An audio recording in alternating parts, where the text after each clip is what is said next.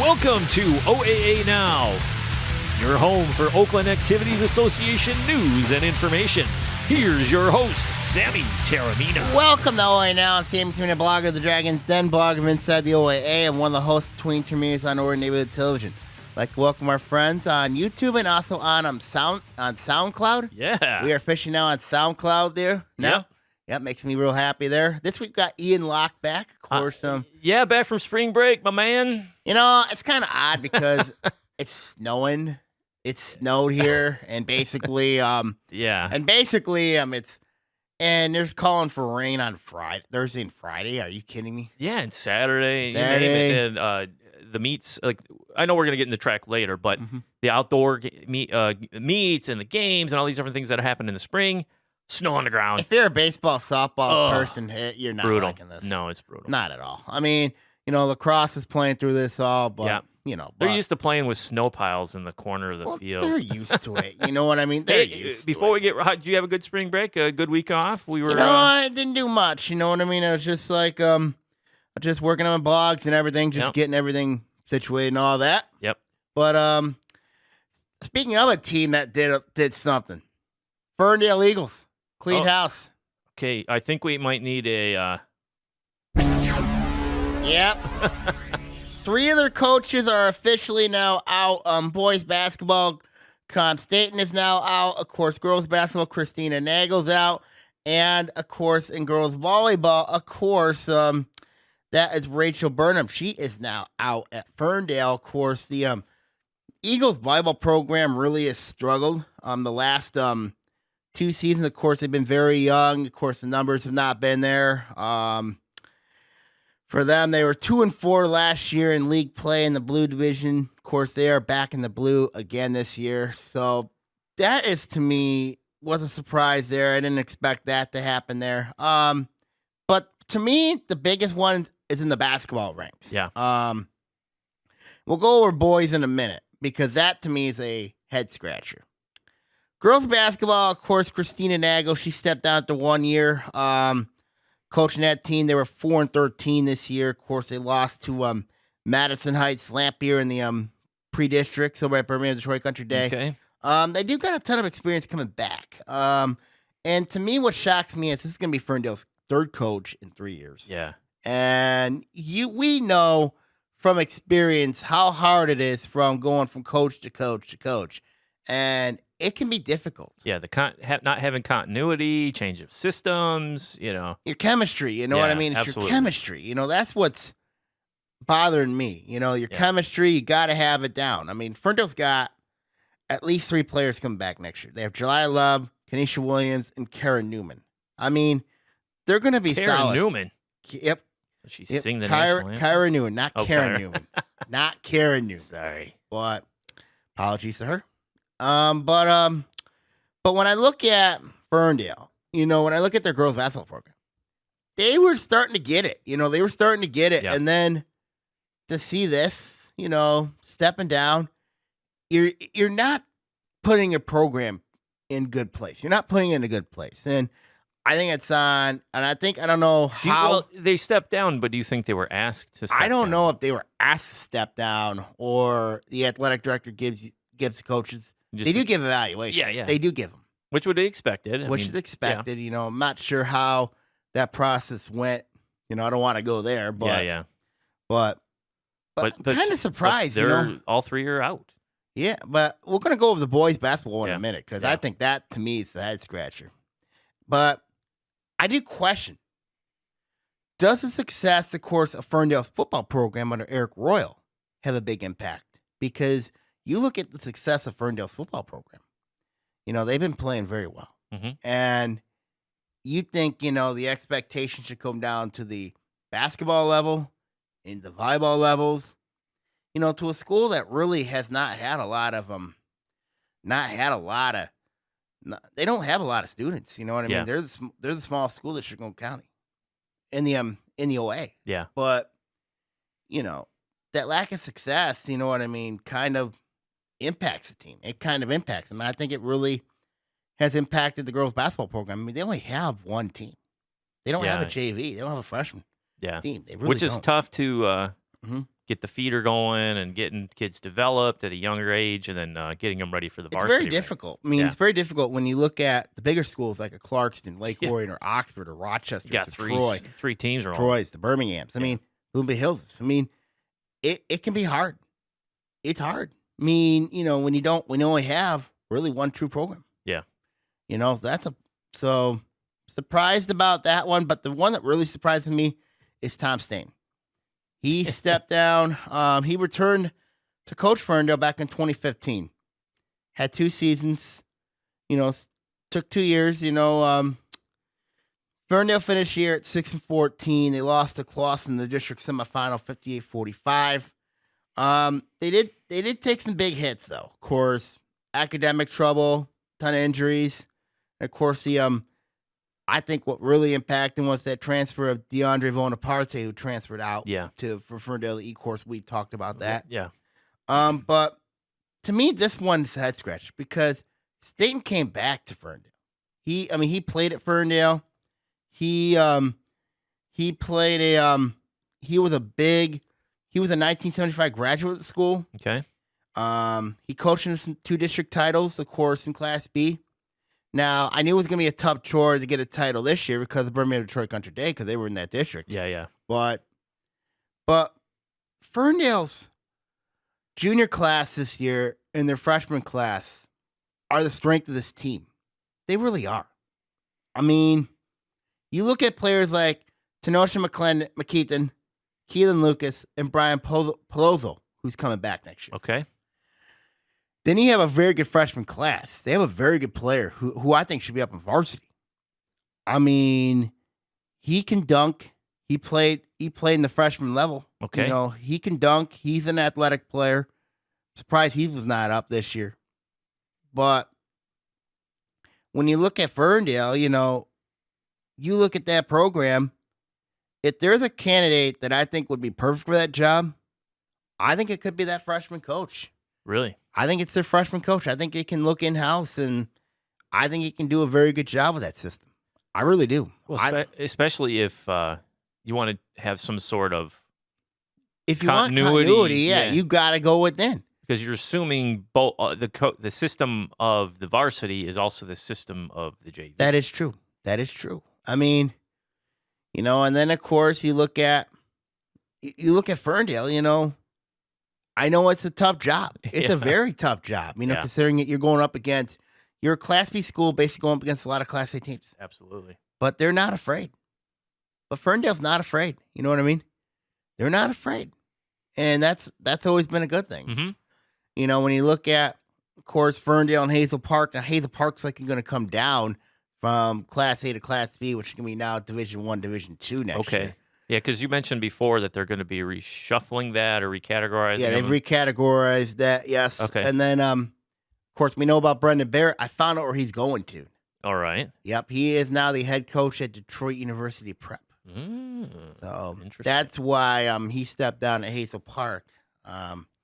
Because he took the job at Detroit University Prep. So that's a very interesting gig there. Yeah. But when I look at comparing the boys basketball jobs, that are available, I think the better job's at Ferndale because, now with Ferndale, you got experience coming back. You got a ton of talent coming back. You have a great freshman going to be sophomore class next year. Yeah. And I think you look at, and then when we look at Hazel Park, they don't have a lot coming back. They only have one player. We talked about Hazel Park a couple weeks ago. I mean, it could be a long year for them. Yeah. I think it could be. But, when you look at basketball, you look at boys, girls basketball, and then you look at volleyball. I mean, it's going to be a tough chore for them. I think it's going to be a really tough chore for Ferndale, especially because I think personally you need longevity. Yeah. I think you need longevity, you need stability. Because if your program's going to grow, then you have to have the program, you have to have the support of the athletic director, the support of the community to basically, develop the kids and get them ready to go for the year. I mean, And I think and having a coach there long term, it for the most part. Now, I'm not speaking in a blanket statement here, but for the most part, it's a good thing for the program because again, like continuity and familiarity and that sort of thing to develop the kids, get them up to the varsity level, and it's the same. Then then But if the, you're very then the chips good, fall where they may on the but if course. you're very good right away, you go varsity. Yeah. So when I look at this situation, something had to. It's either the coaches had to resign on their own accord, Yeah. or they must have got a bad eval. That's probably the thing I'm looking at. And we'll probably know if they pop up at a different school quickly. They may have just if they do, hopped I'd out, be shocked. If they do, I'd be shocked. But I'm surprised that Christina Nagels stepped down. Rachel Burham, of course, she led Ferndale to a district championship as an interim coach in 2014. That she would step down. Yeah. But when I look at the problems, it looks like it's a lack of depth, lack of talent. You know what I mean down there. Okay. I mean, now, do you think? And this goes back to some of the conversations we were having about the football coaches leaving smaller programs. Why can't they keep somebody for long term? They keep bouncing out. Do you think this situation, like they're going to go younger? Or do you think you just try to find anybody for the gig? Well, I think do they have the choice of being selective? If I'm Ferndale's athletic director, I think you have to look for I think personally you have to look for the right guy for the gig. You got to look at it based on qualifications, based on who applies. I mean, if you have an assistant coach that has done really well as an assistant, ready for a head coach, you know what? I give him a shot. Yeah. Because I give him or her a shot because they have proven the time. You know what I mean? When I look at the Farmington hire, Lauren Duquette, Farmington hire of Laura Guzman for girls basketball. Yeah, I think that was a great hire for Mary Sheltron and her team. Look what Farmington got to. Yeah. I think next year for them is going to be a tougher test. But for Ferndale, I think a very good assistant coach would be really good for them. I really do. Okay. I mean, but it also bases on how the program is on all three. When you look at the volleyball program, who are you going to get to replace Rachel Burnham? Who are you going to get? I don't see a lot of quality names out there. Yeah. And that's why And then you look at girls basketball. Go young or... Then when you look at girls basketball, Yeah. That girls basketball one's a mess to me. It really is. I mean, I don't have a lot of stability there. They've had a lot of losing, and that's not good. You're going to be changing literally a whole culture there. Yeah. If you got to have the right guy or girl in place there for girls basketball. Boys basketball, I think if you clean house, you know what I mean? If you clean house, I think it's going to hurt you. Okay. But I think that freshman coach at Ferndale, I would say he's the best candidate for that job. Because if he doesn't get it and they go with somebody else that's not in Staten's system, like an assistant coach, if they go with any one of Staten's assistants, I wouldn't mind it. But if they go with somebody outside the box and clean that whole thing up, then you're starting from scratch. Yeah. That's going to create a problem with their junior class, going to be seniors, and it's going to be that's a complete mess right there if you go from outside the box there. Yeah. So if I'm Ferndale in the boys basketball department, I probably would look my next coach from the Staten family tree. Mm-hmm. If I'm girls basketball, I could look at a guy like an Alan Walker from Stony Creek, who I think could be a really great fit there. But I also could look at somebody like a Harrison Swarmer assistant, like a Harrison Swarmer head coach. Don't remember her name right now, but I think she would be a perfect coach there. Well, they'll be looking. That's for sure. But yeah. And then in volleyball situation, I don't know who would want to coach that. I don't know who would want to coach the program down there. I don't know. I mean, it's a tough gig to begin with. Yeah. I mean, but body-wise and participation and it's going to be a tough gig. Okay. Well, they got their hands full, that's for sure. They do. And then, of course, let me go into football for a minute. Yeah. Let me go into football for a minute. Any updates? Anything new? There has not been. I've heard of rumblings over at Berkeley with their football situation there. Basically, they started the interview process, and not a lot of hot commodities out there. Not a lot of hot commodities that would say, wow, give me an opportunity to coach. You know what I mean? Yeah. Not a lot. But I look at a couple names. I did a blog article on this, advising the situation. And I think, there should be maybe at least a couple of them I've thought about. Hey, share your blog location again. My blog, of course, is at Sammy@blogspot.com. If you want to look at it here, of course, we know about, I advise everybody to check it out. Yep. Sammy@blogspot.com. A lot of good info on there. A lot of really good info on there, yes. I not to jump on the topic, but sometimes I'm amazed at the information you get. I appreciate it. You go, where do you find this info? You got a little, I got some sources. He's got sources all over the place. You're being modest, Sam. Yeah, I'm being really honest. Yep. But back to Berkeley. I mean, I thought about some 3 names. I mean, there are a couple names I thought about. I went to the Chris Sequoia tree because Chris Sequoia, of course, he is now Lake Orion resident here.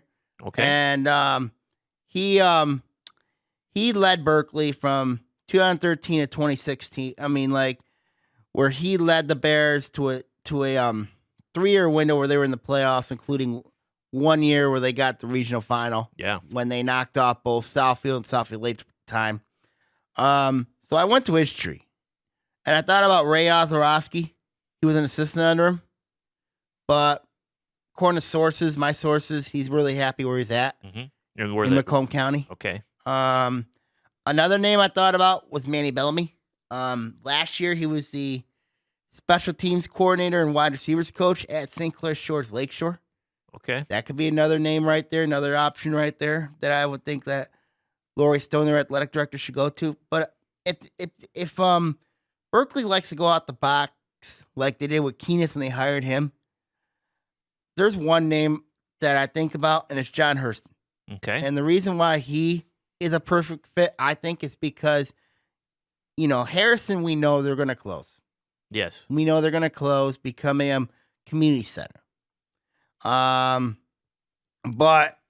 John Hurston. That's official then. That is official. That is, I can confirm Harrison will become a community center. And we heard rumors that they're going to try to keep the they are going to trophy keep the cases trophy cases in the athletic complexes. Okay. They're going to keep it. Very, very cool. They're going to keep it.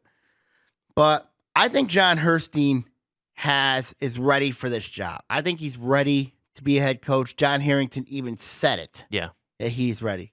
And you think about it. If Hurston became the coach at Berkeley, you think that a lot of those players that played at Harrison would come up to Berkeley. Think and so? Play. Yeah, I think they would because, a lot of people view John Hurston as like a, system is very prodigal to John Harrington's. Okay. And I think personally, Hurston, I think would be a perfect fit for this job because I think he's going to do a fabulous job. Okay. I mean, he's done a magnificent job getting that team basically creating, working as their strength coach, working as, as Harrington's top assistant. Yeah. I mean, and you can't have a better tutor than the all-time winning record in high school football. Yeah. You can't have that. Well, that's why I'm saying if I'm Lori Stone, I'm giving Harrison a call. I mean, I think it would be really interesting if a lot of those Harrison kids, were to go to Berkeley instead of maybe Farmington or North Farmington. Now, not discrediting their programs, because I think when you look at, because there's how many kids in the Harrison program that are going to be without a spot, and they're going to be dispersed. Through they're going to be dispersed through the district. Schools, so there's other kids going to be bumped out. Yeah, but when I look at the Farmington situation, after when Harrison closes, yeah, who do I think is the better Farmington? North Farmington or Farmington? That's a good question. To me personally, I mean, I know both teams have had struggles. They really had. I mean, North Farmington, of course, Bob Chiesa's there, trying to develop a program there. I know I've been giving him some pointers a little bit on his uniforms. You know what I mean? If he gets rid of the white helmets, it's good. But crack me up with that uniform. But when I look at North Farmington, I think they're a program that's built for the future. I really think Bob Chiesa's team is built for the future. Okay. I mean, I think North Farmington is going on an upward trajectory. Now, as for Farmington, on the other hand, I'm gonna take a pointer from Mike Valeni on them. Yes. I mean, Corey Soroch, people ask me about the hire. I mean, Soroch was Bechtel's defensive coordinator, but the numbers just don't add up. Yeah.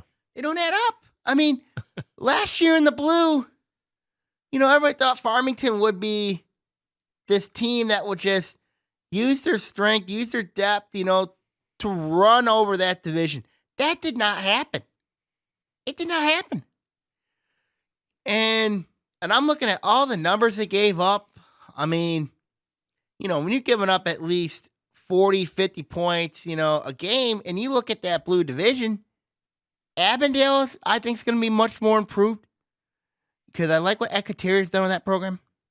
But for Farmington, they've got, I think, you're just shaking your head over there, Sam. It's like they've got to address a lot of things. Yeah. They got to address a lot of things. I don't think their sub-varsity programs are that good. I don't think, I think. What do you think the closing of Harrison and the flood of different players might change this? Is it the system or is it the players? I think it's talent level. I think it's the system. Okay. I'm not being mean to you.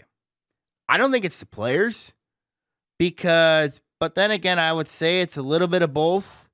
But I think it's more system than it is of numbers or talent level and all that. But I look at North Farmington. You know what I mean? I'm higher on them than I am on Farmington right now. And that says a lot because Farmington's been better than North Farmington. And then when they get the Harrison kids, if I'm a Farmington Hills Harrison kid, who am I looking at? Yeah. Am I looking at? And do you have a choice? Because some of the time you don't have a choice. They might already have them assigned of you're going here, you're going there. They might not have a pick of which team they get to go to. Yeah, they might not. You're right. You are exactly right. Yeah, because I was thinking more of, hey, they're free and picking, but well, if they're free, then a lot of them are going to go north because you look at it here. I think Bob Chiesa is a better coach than Corey Soroch, and I'm not being mean to you. I'm not being mean, but I think Bob Chiesa is a better coach. Okay. I mean, but right now, and you look at, of course, now record-wise, to say Corey Soroch is a better coach. But when I look at long-term, I think Corey Soroch has to improve a lot. Okay. I know he's learned from John Bechtel, but I think with all the experience that Chiesa has, all the stops that he's been to, I think right now Chiesa, is a better coach. And I think for those players, especially those Harrison kids, after them when they leave, that's going to be it's going to be interesting. Really interesting. That's going to be very interesting to keep an eye on, especially during football season. Yeah. But for Berkeley, if I'm Berkeley, I think John Hursting would be a perfect fit. I think he would be a great hire. Cool. But if he's not, and they're going all new, oh boy. Oh boy. So we'll see what happens. Yep. I'm going to keep an eye on the situation. Let you know, stay tuned to Sammy Semicolon at blogspot.com for the latest information surrounding all the coaching searches, of course, for boys basketball with Ferndale, Hazel Park, girls basketball, Ferndale, volleyball, Ferndale, and in football, of course, Berkeley. So we'll keep an eye on each of them. Once we hear anything, we will blog it, and then, of course, we'll say something on the podcast. Absolutely. In future episodes. Yep. We come back, we're going to talk about some track and field here on Oaa Now.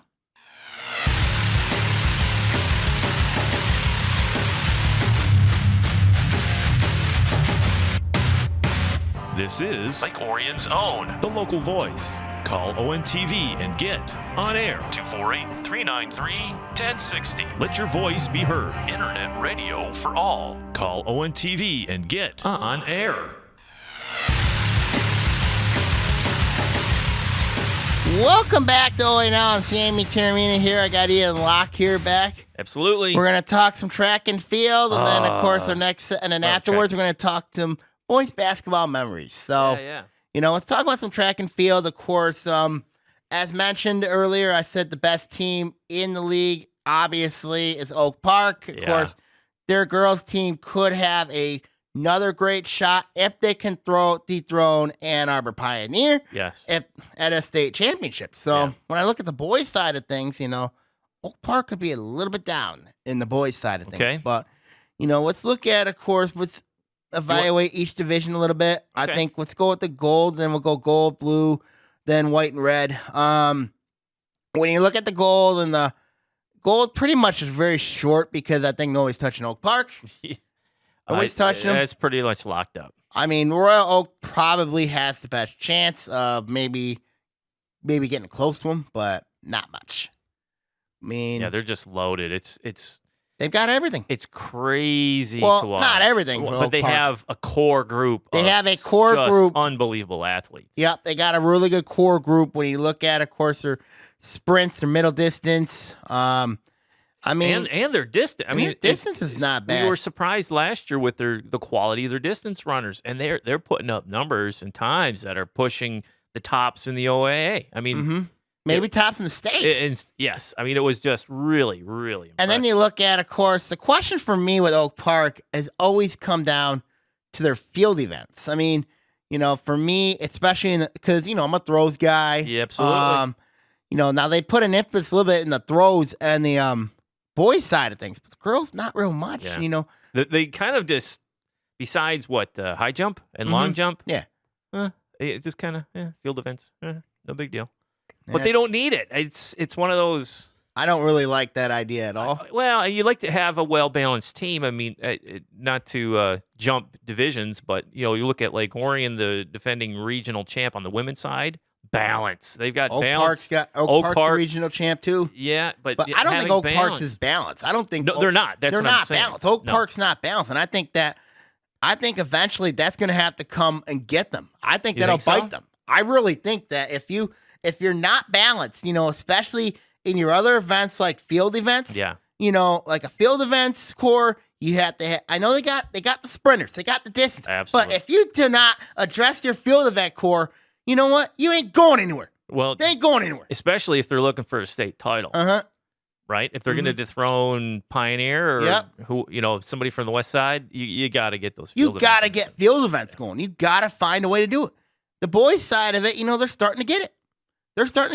Yeah. I mean, and then Royal, maybe their distance, not much. Okay. Not much. And then let's look at the blue division. Of course, this is the division where you have Farmington, Farmington Harrison, North Farmington, West Bloomfield are in there. When I look at this division, it's a very interesting division to me. West Bloomfield, you got a lot of interesting parts. You look at, of course, I know in there you got West Bloomfield. Trying to call it up here. Yeah. Bring it up. But you got Farmington schools are in there. I know that's for sure. But when I look at that division, of course, we're on a website that posts all the times and stuff. They have no updates. Yeah, but when I look at, of course, you got West Bloomfield in there, Farmington's in there. You got Harrison, Groves, Seaholm. Yep. You're right. They are in that division. Yep. Groves and Seaholm are in that division. Yeah.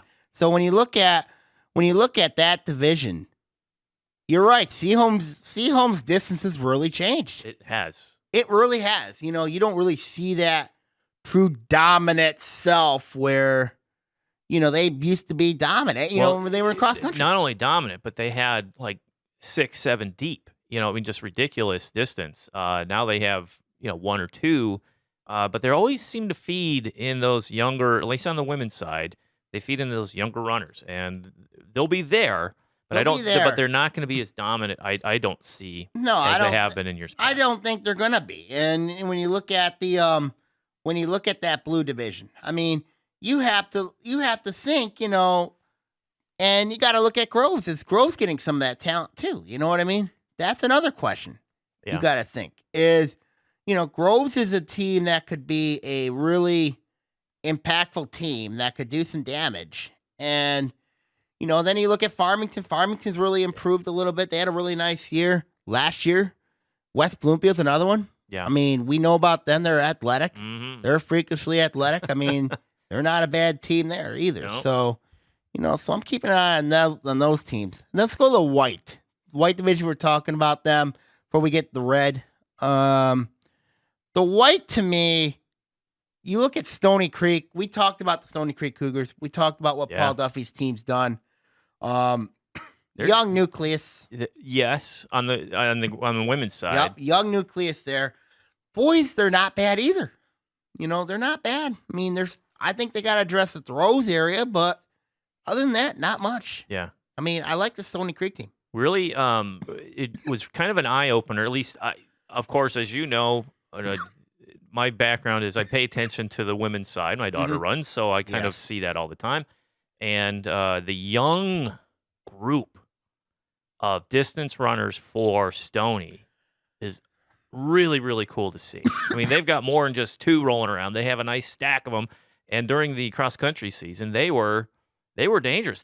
And as freshmen, they got a stack of freshmen on varsity rolling up those leaderboards and just doing a really good job. And having winter training, right? What's going to happen? That'll help you a lot. That'll help you a lot. I mean, I'm looking at the white, and you look at. I love the Stony Creek program. Yeah. I love where they're going. So do I. I love where they're going on both sides. Paul Duffy's done a really good job with that program. And then let's look at Bloomfield Hills. Let's look at them. We talk about Olivia Lopez a lot. Yeah. Which you should. I call her the ultimate track athlete. Absolutely. Because she's literally doing, you put her She'll do everything. She can do everything. Give her a pole, she'll do a shot. Or do the pole vault. Or pole vault. I don't think she can do pole vault. But she can long jump, that's for sure. Absolutely. She can long jump. I mean, she can go when you go run a relay. She can go maybe run 2 or 3 relays. Run an 800 for you. Sure, go ahead. Yeah. Put her in there. You know what I mean? It's like that instant. She could plug any hole. She's like a plug hole. I mean, she can plug. She can play. I haven't seen her run a 32. No, I don't think she can run that. But I think she could run an 800. She can definitely run an 800. So the some numbers here for Lopez. If your home team, if you're listening, and go to a meet with Lopez running. If it's an invitational, make sure you check her out because it is just it's fun to watch. Good. It's really amazing to watch. And then when you look at the boys' side of things, yeah, can anybody touch Avondale? Avondale, I think, is going to be very good. Nobody talks about this team. Yeah, no. Nobody talks about them. Under the radar. I mean, their throws team is very good. They have a very good throws program there. And for people who aren't really savvy on sports, describe the impact that throws can have on a meet. It can have a big impact. I mean, when you look at the throw side of things, points could be sitting right there. If you look at it, for those listeners who do not think track and field, here's how the point system goes. Yeah, it's in a dual meet, first place gets 5 points, second place gets 3 points, third place gets 1 point. Tough. Now, if you're in a tournament, if you're like in an invitational, first place is 10 points, second place is 8, third is 6, fourth is 5, 6 is 4. It goes on to 7 places, doesn't it? Let's go to 8. It goes 8. Okay, yeah. so 1 point for 1 point 8, 2 for 7th, yeah. 3 for 6, yep. 4 for 5th, I believe. Yeah. 5 for 4th. So like in invitationals, a strong individual can really tack on those numbers for you. Really, yeah. Right? Mm-hmm. But in the dual meets, and that's where you look at Oak Park. Oak Park really benefits from this type of tournament. Yes. From an invitational standpoint. Yeah. Whereas you put them in a duel, they don't really benefit because you got to have depth to be successful. Yes. That's how I view Oak Park. And then Bloomfield Hills is kind of for them, it's kind of the same thing in the girls' side because you could put Lopez anywhere. You could basically do that. But a team that you really want to talk about was the Troy Colts. Yeah, Troy. At least on the women's side, the distance is uber strong. Won a state championship, state across the title. country. Not surprised. Called that one. The only thing I got right all year. Yep. And they were just loaded top to bottom. And even the girls that are running the JV for their cross country could run varsity for a good portion of the OAA. For half of the teams. Easily. So having that flexibility, and we've seen it with Clarkston over the years, right? If you have a strong core distance on the women's side at least, you can mix and match those athletes in different type of scenarios. And I think Troy, with that core, and of course, I'm assuming all of those kids are coming back for track that did cross country. Some of them are soccer players that just did it for conditioning. But if they have their big core group of 7 to 9 distance runners, look out. You got to watch. Because, look out. Yeah, they're 400 runners. They're 800 runners. You're talking a big milers, and you're 32. How many events is that? 4 events? Yeah, 4 events, yeah. So, and they could all finish in the top. And then you got to look at, of course, to me, when I look at that division, Troy obviously has to be your favorite, followed by Boopy Hills. I mean, Stony Creek's your dark horse. They're the wild card. I mean, in the boys' side of it, I got to give an edge. And they go head-to-head on the 18th of April. Yeah. Ooh, that'll be very interesting. Wednesday the 18th. Yep. And then, of course, the boys' side, I got to give an edge to Avondale there in that side of things. So I really like Avondale a little bit more athletic than people give them, especially in the throws. Their throws are heavy, but don't underestimate their sprinting. Yes. Their sprinter's pretty good. I think their distance is the concern. Yeah. So that's me for Avondale. Let's go to the red. Oh, the red. And, this is just remind us who's in the red again. You got Lake Orion, Clarkston, Oxford, Rochester, and Rochester Adams are in this division. And of course, they've had their dual meets start of the year. Of course, the girls' side, and of course, with the boys' side of things, Oxford did beat Adams 80-48 behind their distance core. Very strong distance. Their distance runners. scores are really good to go along with their strong in the field events. Absolutely. And that includes the shot and the discus, where they got 3 guys Monsters. very good in the shot. Yeah. Yep. And then they got and then, of course, in the girls' side of things, of course, Oxford lost to Adams 67-61. And then they in the boys' side, and then, of course, in the other meet, Lake Orion and Clarkson, of course, Lake Orion won that one in the boys 72-56. And in the girls' side was 67-61 Lake Orion. It was a tight one. Mm-hmm. And of all as far as I know, those are the only 2 meets that took place. Yeah, in the red, because there's an odd number. Yeah. Rochester's got the bye. Yeah, and we were surprised that it was so early and where it fit in before spring break, and at least on the Lake Orion side of things. Do you think the impact of spring break kind of hurt both teams? Kind of hurt these 4 teams? I think so. Really? Well, they had to make sure they were ready to go before spring break, and the one thing is for Lake Orion, having them taking the W from Clarkston 2 years in a row on the girls' side, which has never happened in history. Well, and the girls' side of things, and the girls' side, that's the first time Lake Orion's beaten Clarkson and Clarkson. On the road. But it's 2 in a row. Yep. And we called the first one. Yeah, and that was 2017. We actually aired that. Mm-hmm. It's on YouTube if you want to check it out. Yep. And at orionontv.org. But that meet was them beating him in a duel was the first ever. And we, coming from, I don't want to hog all Lake Orion stuff because there's stuff to talk about other teams. Oxford and Adams, yeah. Absolutely. Talk about them. But with Lake Orion, they lost field event. Big time thrower for the girls. Yep, Taylor Eden. Off to the Broncos, Division I thrower now. Yep. And she's gone. But they brought back everybody. The star sophomores from last year are now star juniors. The star juniors are now the star seniors just tearing it up. And one athlete on the women's side for Lake Orion scored 16 points for that team. 16! Insane. Crazy. That's insane. Right? That's insane. I mean, but they also have balance. Tell us about the throws. We talked about this earlier. We talked about this earlier in the segment. I mean, the guys, and you look at this is the division where balance matters. Oh, absolutely. I mean, you look at where balance. I mean, like you look at all these teams. You look at Adams and girls traditionally under Coach Eric Lohr. He has balance. Yes, he has balance. I mean, Adams' girls have balance. Rochester, they have balance. And then you look at Oxford. Oxford this year in girls, a little bit down, but they put up a great effort against Adams. And then you look at, and then, of course, we know about Lake Orion, we know about Clarkston. Yes. But when I look at Clarkston, and we talked about them, was here's my problem with Clarkston. You have a ton of great distance runners. On the women's side. On the women's side. Yes. And they're getting better. Like, there's some of their, I'm going to say, middle varsity runners or low varsity runners are now running peak varsity times. We saw this just 2 weeks ago at that dual meet. We're going, oh, my. We're seeing names on the leaderboard going, wow, what an improvement, which is great for them. But here's my problem. But that's all you have. Here's my problem. What else do you have? Where's your sprinting? Yeah. I mean, I understand that Molly Ferguson, your top thrower, was out. Okay.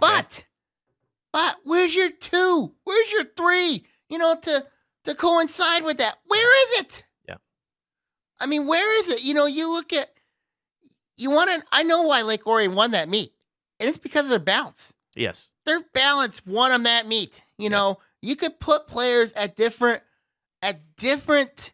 areas where you can basically use them. Whereas with Clarkston, if you had to put a distance person into your sprinting event, and there was sprinting events, you know, it hurts them. But they also, and I'm glad you brought that up, because at that dual meet with Lake Orion, I'm wondering if it was just a matchups or if this is the MO going forward for Clarkston on the women's side through the rest of the dual meet season, is that you had 4 core distance runners, right? Dalrymple, the Ferguson sisters, Patria, and then we had Grace Nolan, who came out of nowhere in the 32, and she had a great time. It was awesome to see, improving over the last several years. Just but they started having them run 800 expecting, the mile you're expecting, but then they had them run 400s.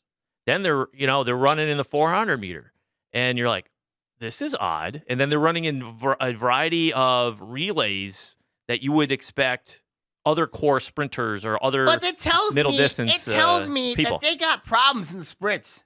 Yeah. They've got some big problems in the sprints. You know, if you want to be a successful team, you have to balance it out. Yeah. You know, and that's why, you know, you look at all these other teams. You look at Adams. You know, Adams, they have found a way to be successful with how they've gotten with their distance core. Yeah. You know, you look at in their sprinting core, they balanced it out. You know, you look at, and then of course we know about Lake Orion. Yeah. You know, and then of course Oxford, we know they've had some struggles, but they're starting to get it. Yeah. On the women's side, they have some really good. They got really good distance runners, but when you have to break up when you have to break up that core, you got problems. Yeah. You got big time problems. Yeah. You know, and the boys' side of things, you know, you look at, of course, obviously with Oxford, their strength, obviously shot put and discus, you know. Very good. I mean, and then they finally got a distance crew to coincide with that threat. I mean, you look at that, and I know Lake Orion, Oxford, they got a big meet on Wednesday the 18th. I mean, like, and if it comes down to sprints, it might come down to sprints in that meet. And that last year, I'm going to call this up. Last year's Oxford Lake Orion was close, I thought. Let me look it up. I might be speaking out of turn. Lake Orion, Oxford. Lake Orion did win that one. They did, and but it wasn't as close as I thought. But Lake Orion and Oxford had to be with the championship. This one's going to be really close. I think this is going to be a really, really close meet. It wouldn't surprise me at 65-63. It really wouldn't. Oh, that's the girls' score. Yeah, it really wouldn't surprise me, but it's going to be close. Well, it was within 20 last year, 74-54. What do you have? The throws dominant, 17 points in the throws. Yep. 17-1. Yep. For against Lake Orion for Oxford. That's huge points. For Oxford against Lake Orion. Yeah, Oxford, in the advantage there. Mm-hmm. Sprints 17-10 in favor of Lake Orion. Distance almost neutral, 15-12. It's going to come down to sprints. I think that meet's going to come down to sprints. I mean, whoever's sprinting team and the relays. I think the relays favor Lake Orion in that one. And last year it did by 10. Mm-hmm. So. I think the relays are going to favor Lake Orion again. I really do, because I really wasn't impressed with Oxford's relays against Adams. I really wasn't. I mean, Adams won 3 of the 4 relays against them in the boys' side. Okay.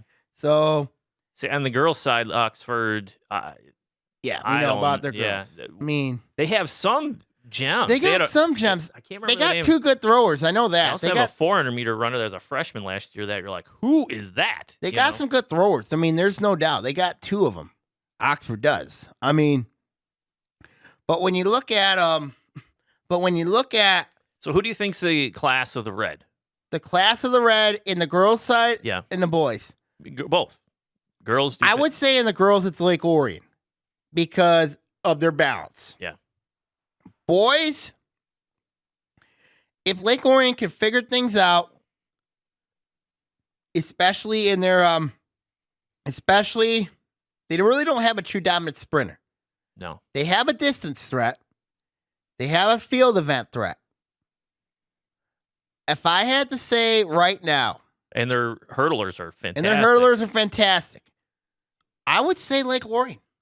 And I'm not being a homer here, but I think it's Well, who Lake would Orion. give them a challenge? I mean, Oxford for sure Yeah. in the boys' side. Oxford for sure.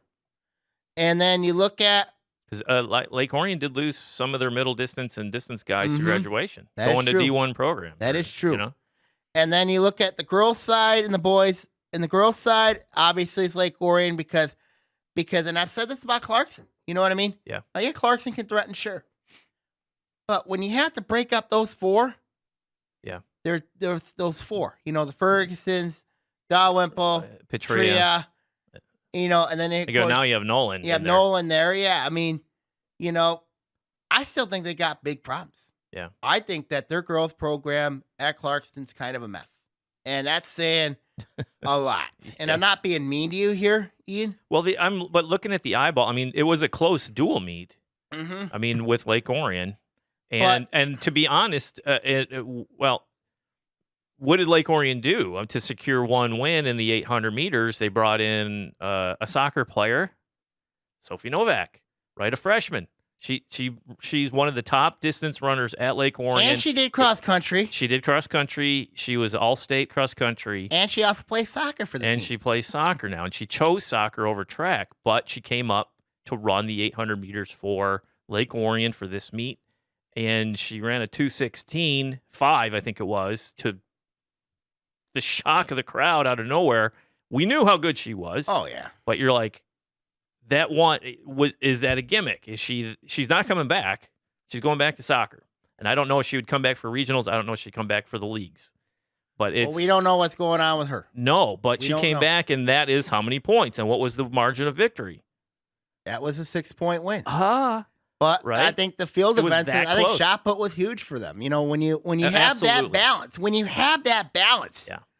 And I think it's the credit, you know, not only to you have Coach balance, Keith, but I'm concerned with depth yeah, because you have 3 or 4. It's almost like an Oak Park situation. You got 4 runners or athletes are for the women's side on Lake Orion at least carrying the load. mm-hmm. You know, Eaton, who's the Simons.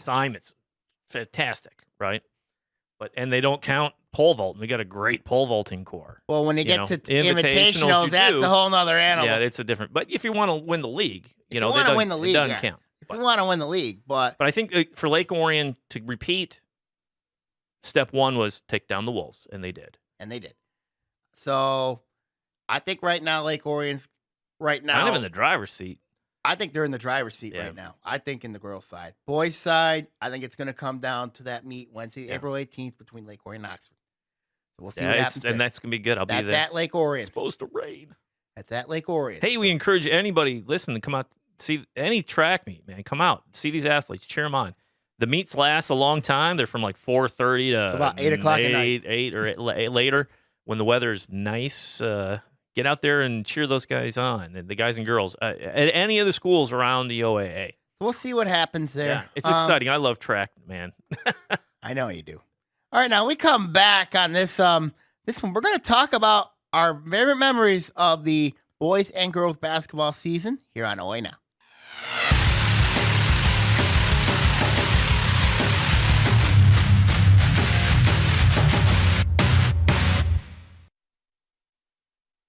This is Lake Orion's own, the local voice. Call ONTV and get on air 248-393-1060. Let your voice be heard. Internet radio for all. Call ONTV and get on air.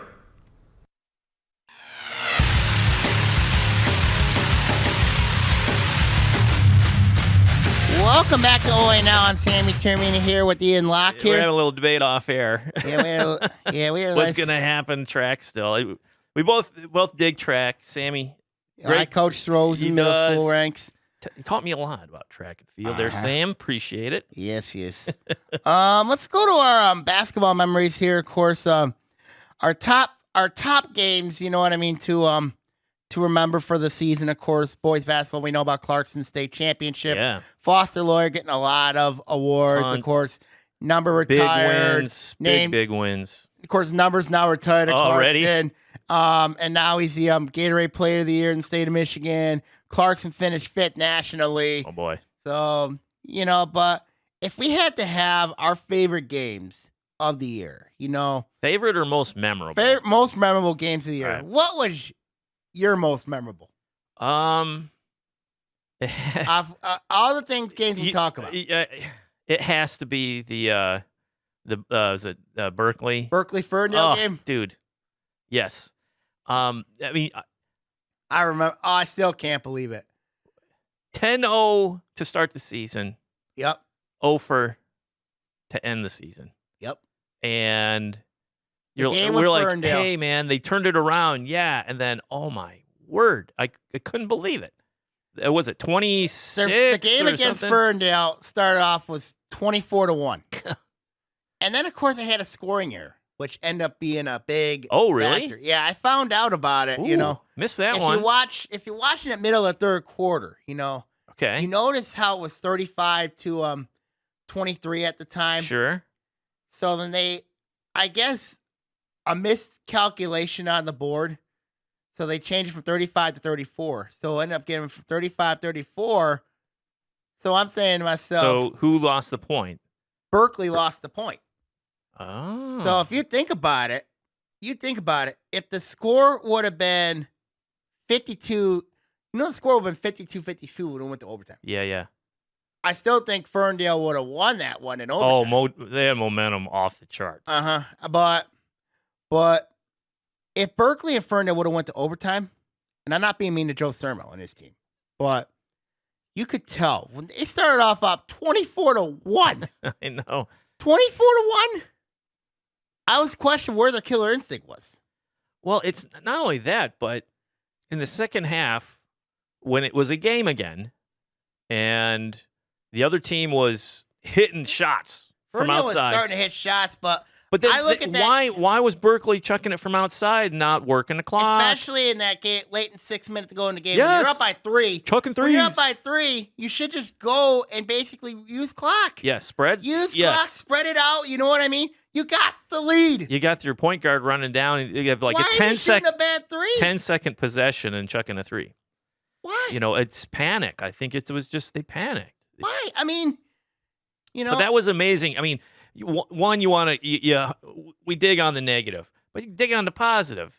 The opponent did not give up, Ferndale man. didn't give up. They dug a hole, And but that's they a got credit out of to that hole. team. Absolutely. And that's a credit to Ferndale. That's a credit to Ferndale. Absolutely. And to do that at Berkeley, incredible. I know. And the threes they were making, the shots down the line, those were tough shots. The video you had that you supplied, we were watching it, and I was taking a peek at that. They were draining some tough shots. These weren't layups. No, there was tough shots they hit, And they went in, and that's my most memorable. But I got a number 2. Yeah. I got Who's one for yours? me. Who's yours? I Yeah. got one for me, and it sadly does involve Berkeley again, but it's a game with Royal Oak. Okay.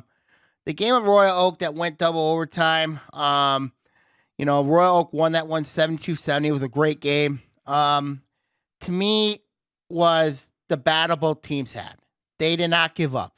And I saw the first game personally, was the Royal Oak Berkeley game. That game was a battle where Berkeley ended up coming back winning that one by 11 at Royal Oak. But the game at Berkeley, the battle in double overtime. Yeah. Really, you gotta love overtime. You gotta games, love man. double I overtime. love You gotta love overtime games. Yeah. Gotta love it. Both teams refusing to lose. Yeah. But for me, it kind of reminded me of that tailspin for Berkeley's season. But You think that was kind of the tipping point, or no, I think the tipping point was when they They lost to Lake Orion. Okay. But was gonna when say, when they no, started actually, the take that back. OAA. The tipping point was the Harrison loss for them. Okay. It wasn't the Lake Orion loss, but I think it was the Harrison loss that really kind of shook them. shook them. You know what I mean? And You know, not being mean to Joe Sermon or his team, but still, that's a game that, you know, if they would have won that game, could have gave them a winning record. Could have gave them a winning record. You know what I mean? Instead, they finished 10-10. You know what I mean? And you know, but for Royal Oak, it was a great memory for them. Great win for them in double overtime. Basically, just you know, seeing how they proved everything. Yep. And what was your second memory? Well, to be a homer, which I'm not usually the homer. I leave that to other people. But I really enjoyed the Lake Orion Oxford matchup at home. That was a slugfest against two rivals that were going at it. Went to overtime. Overtime. You had last-second attempts. You had three-pointers. You had free throws.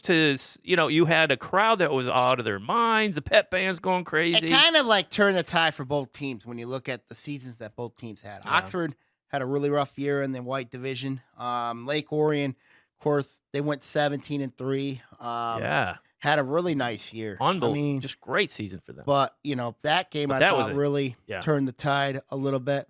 But I'll tell you another game I think that saved somebody's season was Clarkson. And their game with Flint Carmen Ainsworth at Clarkson. Oh, yeah, they were left for dead when they were down by 11 late in the middle part of the fourth quarter. Then they had to come back. Really bailed. I mean, Foster Loy really bailed them out. You know what I mean? They saved them in that one. Yeah.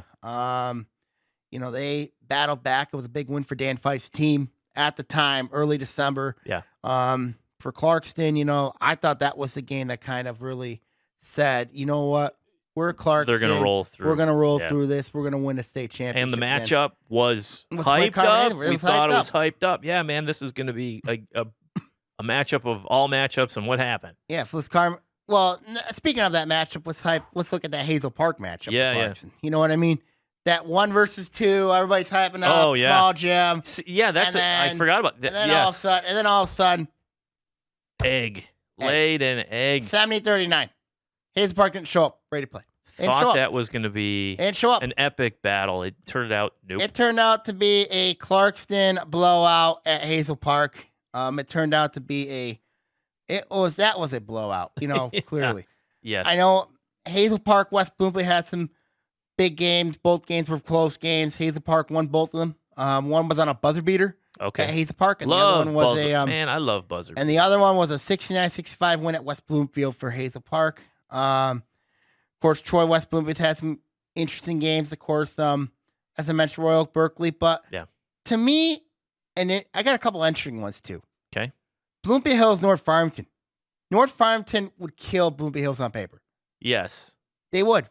Yeah, I remember you. Yes. North Farmington lost both games to Bloomfield Hills. Yeah. That's stunning. A team that went to the state championship game in 2015, and Bloomfield Hills, the team that really was a mess. And Phil Kirchen's done a really good job what he's done with that team. Of course, we know about the upset of West Bloomfield, but it is what it is. But yeah, those are great games. Good selections. You really jogged my memory in a couple of those. Berkeley Harrison. We mentioned that one. Lake Orion Farmington, but Farmington Pontiac really was the game that I thought personally would cause a lot. Absolutely. Yeah. Good recap, dude. Good recap. Yep. Girls basketball. I mean, we'll do girls basketball next week, so we'll see what happens coming forward. Yeah. This is Sammy Tamina here. I'm signing off this week. I'll take care, everybody, and see y'all later. See you, Sam. Oaa Now is produced by Sammy Taramino on TV. The views on this show are his and his alone. If you'd like to make your own podcast here at ON TV, give us a call at 248-393-1060. Classes are only $25. What? That's it for Oaa Now. We'll see you next week. See ya.